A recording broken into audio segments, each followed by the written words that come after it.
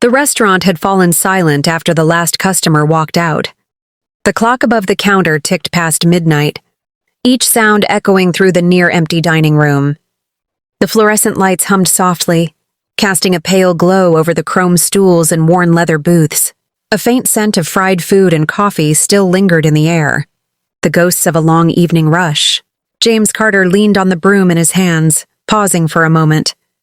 To anyone watching, he was just another busboy working late. His uniform shirt was wrinkled, a few streaks of grease clinging to the sleeves. No one here knew that beneath the humble disguise was a man worth billions. The CEO of Carter Hospitality, the very company that owned this small-town diner. For weeks now, he had been living as one of them, clocking in, bussing tables, scrubbing dishes. He had come here not for publicity, not for headlines, but to understand what his employees truly endured when no executives were watching. As he moved down the row of booths with his broom, his eyes caught something unusual. In the far corner, a figure was curled up against the wall of a booth.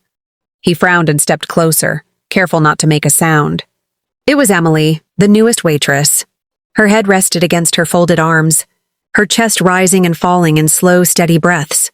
Strands of hair had slipped free from her ponytail, falling across her face. The apron was still tied around her waist, stained from a long shift, and her sneakers were kicked off, resting beneath the table. Beside her, shoved under the seat, was a small, worn-out backpack, the kind of bag someone carried everywhere because it held everything they owned. James stopped in his tracks. At first, he thought she must have dozed off after a long day, but the backpack told a different story. The way she had settled into the corner of the booth, her body curled tight as if seeking warmth and safety, told him this wasn't just a nap. This was where she intended to sleep. He pulled out the seat across from her and sat down quietly. For a long moment, he simply watched. Emily's face, even in sleep, bore signs of exhaustion, dark shadows under her eyes, lips pressed together as though she were bracing herself even in her dreams. She couldn't have been more than 20, maybe 21 at most, far too young to carry that kind of weariness. Memories flickered through James's mind. When he first started his empire, he had worked nights not unlike this, long hours, little sleep, chasing survival. But he had never been without a bed, never been forced to turn a workplace into a shelter. Emily's presence here reminded him of how close the line between security and desperation could be. The broom leaned forgotten against the wall. He folded his hands, torn between two instincts, to wake her gently or to let her rest. The CEO in him wanted answers. The human in him, however, wanted only to protect her. For the first time in a long while, James Carter felt the weight of his wealth not as power, but as responsibility. And as he sat there, across from a sleeping waitress, he knew he couldn't stay undercover for much longer. The clatter of a spoon slipping off a tray startled Emily awake. She blinked, confused, before realizing where she was, the same corner booth where she had drifted off. Her eyes widened when she noticed someone sitting across from her.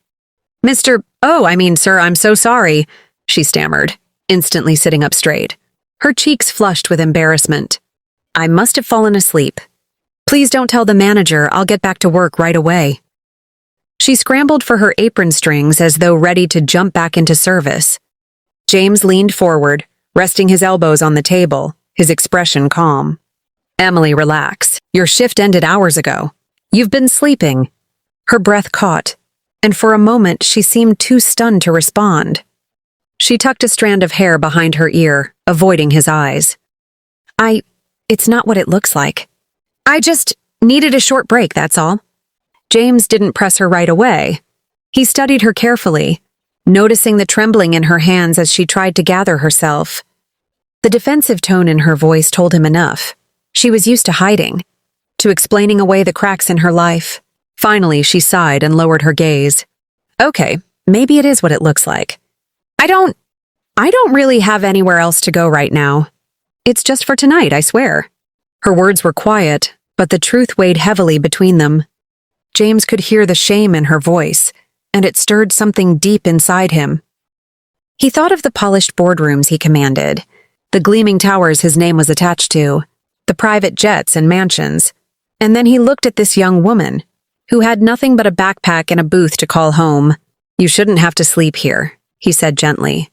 "This place is meant for work, not for survival." Emily's jaw tightened, her pride flaring up. "I don't want pity. I can handle it. I just need to get through the next few weeks. Once I save enough, I'll get a place. I'm fine." But James could see she wasn't fine. She was surviving, yes, but survival wasn't living. For a moment, he wrestled with himself.